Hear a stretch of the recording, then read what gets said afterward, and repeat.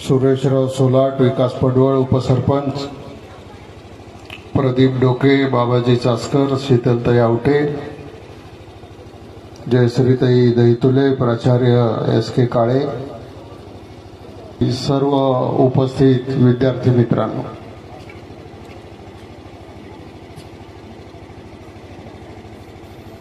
तुम्ही माझं भाषण ऐकताय का नाही ऐकताय? ज्यांना ज्यांना कंटाळा आला त्याने हातवर करा बरं. कंटाळा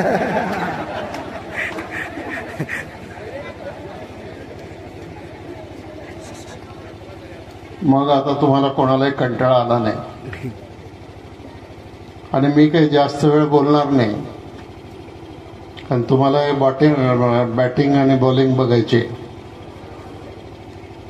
त्यामुळं मी दत्तात्रय पडवळ आणि त्यांच्या सगळ्या सहकाऱ्यांना मनापासून धन्यवाद देतो की त्यांनी आपल्या या म्हाळुंगे पडवळमध्ये या जिव्हाळा सोशल फाउंडेशनची स्थापना केली आणि या फाउंडेशनच्या माध्यमातून वेगळे वेगळे कार्यक्रम त्यांनी घ्यायला सुरुवात केली आणि बऱ्यापैकी गती त्याला मिळाली.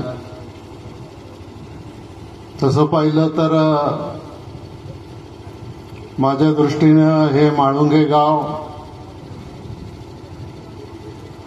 एक अतिशय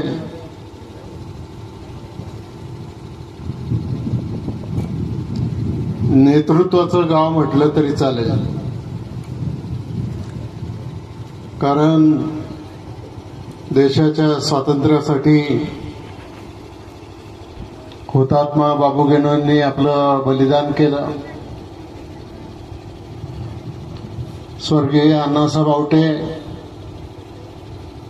हे जिल्हा लोकल बोर्डाचे 11 वर्ष सदस्य चेअरमन होते.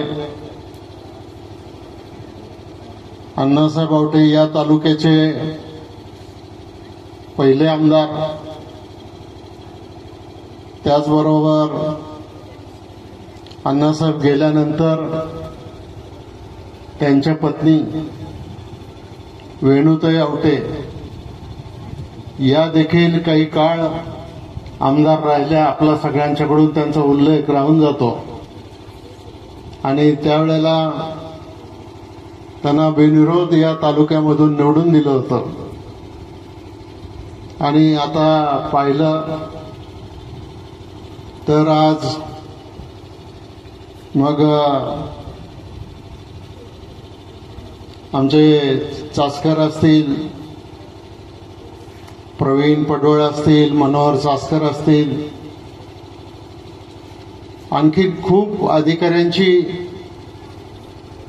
आणि कर्तृत्ववान लोकांची फौज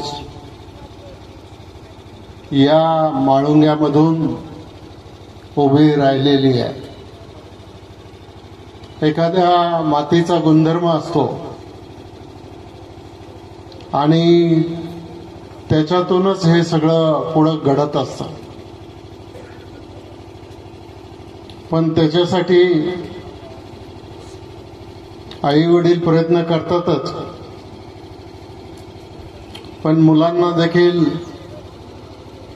तुम्ही प्रयत्न केले पाहिजे. लहानपणी मी स्वप्न पाहिलं होतं फौजदार बनायचं. मला फौजदार तर नाही बनता आलं, पण गृहमंत्री बनलो. शाळेमध्ये मी काही फार हुशार विद्यार्थी नव्हतो, तरी मी शिक्षण खात्याचा मंत्री बनलो. चास्कर साहेब अनेक वेळेला आपला संपर्क आला. अशीच मला संधी मिळाली. आमच्या एक्साईजचे चास्कर, मी आमदार असल्यापासून तर एक्साईज मिनिस्टर होईपर्यंत त्यांच्याशी संबंध आला. अशा अनेक पदावर काम करत असताना आपल्या गावातले, आपल्या भागातले आपले लोक त्यांना पुढं कसं जाता येईल, वरती कसं जाता येईल, वरच्या पदावर कसं जाता येईल याचा प्रयत्न आपण त्या ठिकाणी करत राहिलो. मला आठवतंय की 90ला मी ज्यावेळेला आमदार झालो पहिल्यांदा,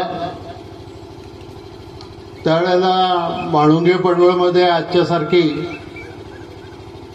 शेतीला पाण्याची तेवढी व्यवस्था नव्हती. त्यावेळेला आमच्या काही अत्यंत हलाखीच्या परिस्थितीत आम्ही आमचं शिक्षण हे पूर्ण केलं. रयत शिक्षण संस्थेचे संस्कार आमच्या होते. बाबू गेनू, हुतात्मा बाबू गेनू, देशभक्त अण्णासाहेब आवटे गावात पहिल्यांदा प्रवेश करताना जे पुतळे लागतात, सर्वांच्या सभा उंची जरा लहान असायची, हटवून सर्वांच्या पुढे बसायचा आणि शिक्षकांचा आवडता विद्यार्थी म्हणून मला नाव लवकर होता. 10वीचं शिक्षण घेतल्यानंतर काय करायचं म्हणून 11वी 12वी सायन्स विभागात फर्ग्युसन येथे प्रवेश घेतला. पुढे आम्हाला काही माहित नव्हतं. साधा पेपर सुद्धा आम्ही 10वीपर्यंत वाचला नव्हता. काही माहित नव्हतं काय असतं एमपीएससी, काय असतं यूपीएससी. पण आम्ही आजूबाजूच्या लोकांच्या सहवासात येऊन आम्हाला एक एक गोष्ट माहिती झाली. पुढं एमपीसी करायचं ठरवलं. पण आमच्या काळात एमपीसी मध्ये अॅग्रिकल्चर विभागाचा फार बोलबाला होता. 90% अॅग्रिकल्चर विद्यार्थी सिलेक्ट होते. कुठेतरी 10% विद्यार्थी हे फक्त सोशल सायन्सचे विद्यार्थी सिलेक्ट होते. मी प्रथमच प्रयत्नातच पूर्व परीक्षा, मुख्य परीक्षा आणि इंटरव्ह्यू पर्यंत गेलो. पण काही मार्कांनी 5-7 मार्कांनी माझं सिलेक्शन झालं नाही. पण उमेद न हरता परत प्रयत्न केला. त्यावेळेलाही पण असं काहीतरी झालं. तिसऱ्यांदा प्रयत्न केला. असं वाटलं का आता महाराष्ट्रात आपण 4थं बाजू पहिल्या 10 मध्ये येतोय. पण माझा त्यावेळेला अंतिम परीक्षेत काही सिलेक्शन झालं नाही. आणि 1998च्या महाराष्ट्र लोकसेवा आयोगामध्ये घेण्यात आलेल्या परीक्षेमध्ये उपाधीक्षक राज्य उत्पादन शुल्क, डीवायएसपी स्टेट एक्साईज, त्या पदावर सिलेक्शन झालं. खरं तर हे सर्व होत असताना अनेक अडचणी आल्या. त्यावर मात करून आम्ही हे केलेलं आहे. हा मार्ग तेवढा सोपा नव्हता आणि कठीण पण नव्हता. परंतु एक जिद्द नेहमीच उराशी बाळगून आम्ही आमचे प्रयत्न नेहमी चालू ठेवलेले होते. म्हणतात ना, आपण विद्यार्थ्यांना माझा एक सल्ला आहे, आपल्यातले हे स्ट्रॉंग पॉईंट आपण हेरले पाहिजे, आपल्यातले वीक पॉईंट आपण हे केले पाहिजे. There is will, there is way, there is म्हणजे आपल्याकडे इच्छाशक्ती असेल, प्रचंड इच्छाशक्ती असेल तर मार्ग असतो. आपण त्या दृष्टीने प्रयत्न केला पाहिजे आणि नेहमीच आपण हे केलं पाहिजे. त्या आपल्या ध्येयापासून आपण प्रेरित राहायला पाहिजे, त्याच्यापासून डळबळलं नाही पाहिजे. एपीजे अब्दुल कलाम नेहमीच म्हणायचे, strength respect to strength, power respect to power. आपण जर बलवान असो तरच आपल्याला जगात काहीतरी किंमत आहे. आपल्याकडे काहीतरी असेल तरच आपल्याला कोणतरी किंमत देणार आहे. ह्या गोष्टीचा प्रत्येकाने आयुष्यात काहीतरी घडायचं असेल, काहीतरी व्हायचं असेल तर आपण स्वतः काहीतरी व्हायला पाहिजे. हे जिद्द आपण नेहमी बाळगूनच आपण आपल्या याच्यात पदार्पण केलं पाहिजे. मला नेहमी म्हणतात, आंबेगाव तालुक्यात फार म्हाळुंगे पडवळ हे वेगळं गाव आहे. त्यात अनेक विद्यार्थी प्रत्येक क्षेत्रात सर आंबेगाव तालुक्यातली म्हाळुंगे पडवळ ह्या गावातील प्रत्येक क्षेत्रात लोकांनी काम केलेलं आहे. कामच नाही केलं, त्यांनी आपलं स्पेस, प्रत्येक जिथं कार्यरत आहे तिथं त्यांनी आपली स्पेस तयार केलेली आहे. तिथं आपलं कर्तृत्व त्यांनी संपन्न केलेलं आहे. त्याला महत्वाची म्हणजे हे का इथला संस्कार हे हुतात्म्यांचे संस्कार आहेत. देशभक्त अण्णासाहेब आवट्यांचे संस्कार आहेत. रयत शिक्षण संस्थेचे संस्कार आहेत. स्वावलंबी शिक्षण आणि कमवा शिकवा ह्या गोष्टी आम्ही लहानपणापासून जिथून शिकलो आणि ते आम्ही आयुष्यात त्याचा आम्हाला उपयोग झाला, प्रेरणा घेतली आणि हे झालो. मी तर माझ्या विद्यार्थ्यांना फार 2-3 गोष्टी महत्वाचे सल्ले देणारे, हे जागतिकीकरणाचं युग आहे. तुम्ही एका परीक्षेत यशस्वी झाला म्हणजे किंवा अपयशी झाला म्हणजे काही सर्व संपलं नाही. प्रचंड क्षेत्र आता सध्या उपलब्ध आहेत. फक्त तिथं आपल्याला प्रयत्न करणे आवश्यक आहे. तसेच हे सोशल मीडियापासून आपण दूर राहायला पाहिजे. आत्ताची नवीन याच्यात व्यसनापासून दूर राहिलं पाहिजे. कारण काय, हे मोबाईलमध्ये आत्ताच्या विद्यार्थ्यांना गरज नसताही ते मोबाईलचा अत्यंत प्रमाणापेक्षा जास्त वापर करतात. त्या गोष्टीपासून आपण दूर पाहिले. आपल्या आयुष्यात येणारी गोष्ट, मिळणारी गोष्ट प्रत्येक वयात वेळोवेळी मिळतच असते. त्याच्याबद्दल काही दुमत नाही. त्यामुळं त्या गोष्टीचा आपण अंगीकार केला पाहिजे. दुसरं म्हणजे जिव्हाळा फाउंडेशन, सोशल फाउंडेशनचा मी खरोखर आभारी आहे. ज्या गावात आपण शिकलो त्या गावातल्या लोकांच्या तर्फे आणि ज्या खात्यामध्ये मी काम करतो त्या खात्याच्या मंत्र्यांच्या हस्ते माझा सत्कार होणे हे यासारखं दुसरं भाग्य कोणतं नाही.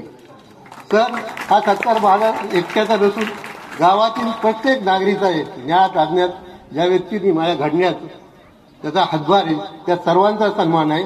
आणि तो सन्मान मी अत्यंत नम्रपणे स्वीकार करत आहे.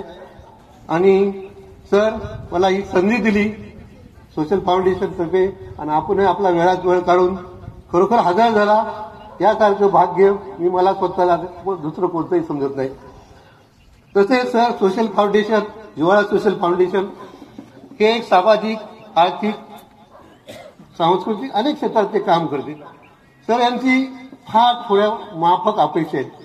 त्यांची सर्वात महत्वाची गोष्ट म्हणजे सर, हे विद्यालय, हे बोडकरीत आलेले विद्यालय, त्यांना नवीन इमारत हवी. नवीन इमारत कशासाठी, तर ह्या जागतिकीकरणात किंवा स्पर्धेच्या युगात अन्य शहरातील विद्यार्थ्यांबरोबर इथले स्थानिक विद्यार्थी, ग्रामीण भागातल्या विद्यार्थ्यांनी स्पर्धा करता आली पाहिजे. त्याच्यासाठी त्यांना अत्याधुनिक शाळेची गरज आहे. सर, मला आशा आहे, मी फाउंडेशनच्या लोकांना एक विनंती करतो, आपण फक्त आपला प्रस्ताव फक्त सरांकडे घेऊन जा. सरांनी अशा लाखो हजारो शाळा, कॉलेजेस उभे केलेली आहेत. तर त्याच्या दृष्टीने ही फार छोटी गोष्ट आहे. या बातमीचे प्रायोजक आहेत Sita Motors service and spares. आमच्याकडे सर्व प्रकारच्या 4 व्हीलर गाड्यांची कामे काळजीपूर्वक व योग्य दरात केली जातील. आमचा पत्ता जुना चांडोली रोड, सिद्धिविनायक वजन काट्या शेजारी 40 बंगला, मनसर, तालुका आंबेगाव, जिल्हा पुणे. संपर्कासाठी क्रमांक 95 61 73 56 67.